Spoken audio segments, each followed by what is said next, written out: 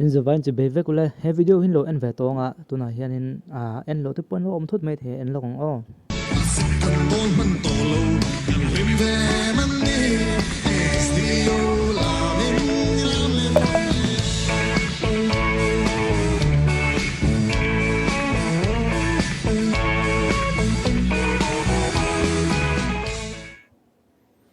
ole khanu lam kha alo zak view mai theya zak view lo mai the poka ma ko chu ka soi du zo ka chuan lam na so khom mai a limum khom mai comment lam kan sial chuan in he no fan kho lo we ti dam pang zo ngai ma na sang tang chu ti dam pang kha atam lu tuk lawa chuai chuan a fiam thu du ve bang abulo om nuam ve bang he tiang thian hi comment nuam ani ti ri negative comment ni rawin positive comment ka mu mai a yakin lo deuh mai in hakan en phat khanin social media hin thil hi rin lok hi ha khom men tiang nge mi puan don sun don mi puin an don sun don ti hi he noi ro hi chu an dong song thaphiana he tiang ni lo hianin he dai huna tho hian alam dan style zo ki tiang lo de hian lam te zok se in tiang in nge mi puin ang en tiang in nge mi puin ang comment zu yang ti kha long ai to ta la an comment khalo bio mai thei school no pang si alam dan chu van zak lo we ti mo alam dan style khamo tiktok engamo sexy de lek move te hanan te ta zok na se sumi na je chu mizo society a hianin thil kalphung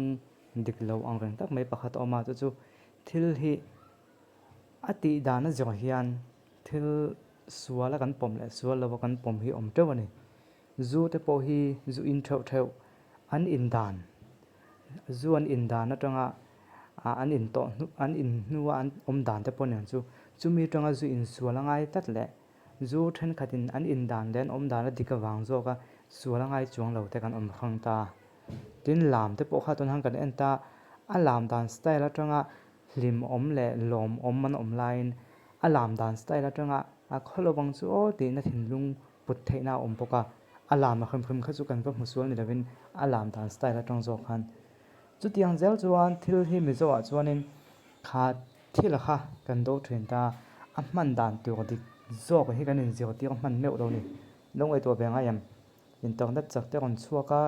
engam application te kon chuaka a man dan tu dik le a man dan tu dik lo in soi ai chuan in khil ai chuan kha thil ha kan do zel mai ni zu in dan tu dik da zu in dan tu lo ti vel soi chu a christian lo kan ti mai the christian kan ma chuan a zu ha kan do top mai a tin tu na te po khan lam a te po khan lo en ta thang kha jan lam khum khan ho mai thei ma ko chu alam dan na jang khanin a zom le zom lo kha kan thliak le tho sia a in dan na jang khan na sual le sual lo kan thliak le tho sia chu wang chuan thil hi a man dan atang kai dan hi kan in zio tiok ta mangai to zo ka chu tian rin a thil hi kan in khap zel chuan a boi thla ka ni a khap kan khapa wang khana bo ni chuang silo chu ai chuan a man dan hi in zio tiok te hi angai khop mai ti kha ka ai to na lo lu te ni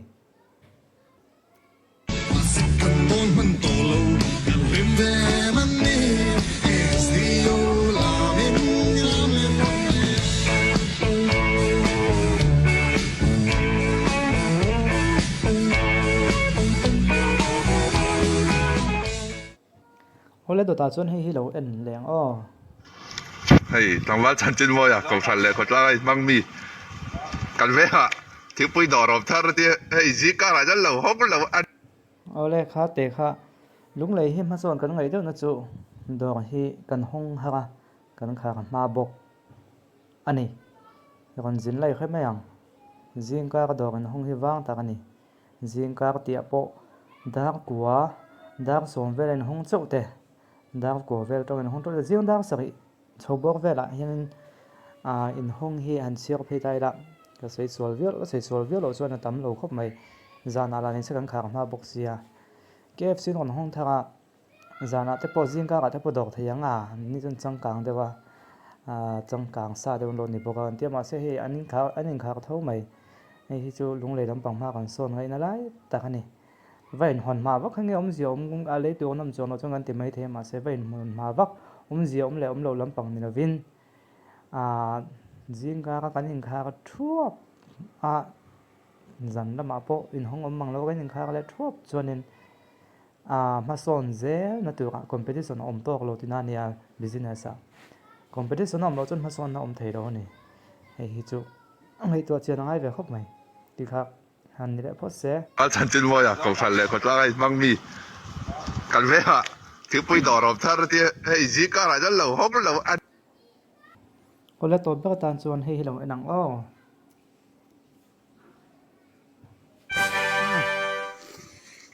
kan office tur chu kan lo ania in office in na thona tu chu nang ma ni lo ma ni le ma thatin cheng sang li min pe tu tur angai soi kha September tha tang hian kan office a hen local ve sela thatin cheng sang nga ka peng chu in thau fai na tu chu in tin kha hat ti chi sang ni an ti lo chu kan na thong hen thok ve sela thatin cheng sang nga ka lo peng in lo hil don ya akal pe i phot chuan ka peng ge nani chuan min pe lo wa kum li kum nga do nei to min la pe lo thakata cheng sang li tur kha tu ma la pe lo ten cheng sang nga in ka roi duwe a puang chu kha wala kha chu kan sei ji vak lo me nga comment la ma inge ngai na no sei da kan sei ji tho teng in than don hai hanin tun ma de ko chuan video viral le ti vel hi kan mang tang kai man lu tuk lo ba in than ma so ka kan mang tang kai ve de det manga mana youtube te gon ni cho ve de mana ti chuan in tram khat an gal le don me chuan video viral ti te clip cut toi ti te youtube pa video han upload a han the da ti te tu te mo in chi ko the na te tun se son ko wel na pon ti so ng o nit kum dang le hun dang ai ngot chuanin phone smartphone kan hum trip to sia thing tlang kil khok da po signal jio te kan chuak the ka ti khanin kan han te thei chin chin a chuan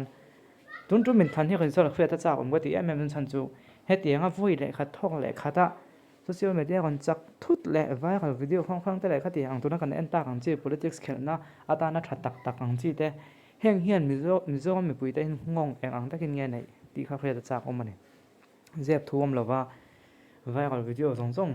tiang vela tang kan te chuan ke ma ngai dan mai me ka suenga ngai dan sui tu thianga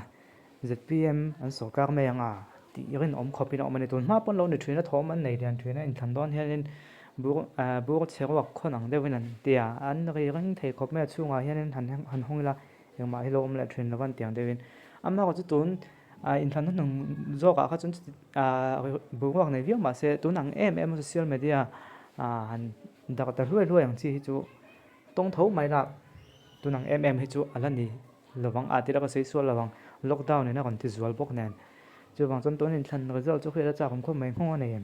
social media la tiang kan smartphone na kan thil en zong hian in mi te thin lung a ne nge nia ne rem lo nge nia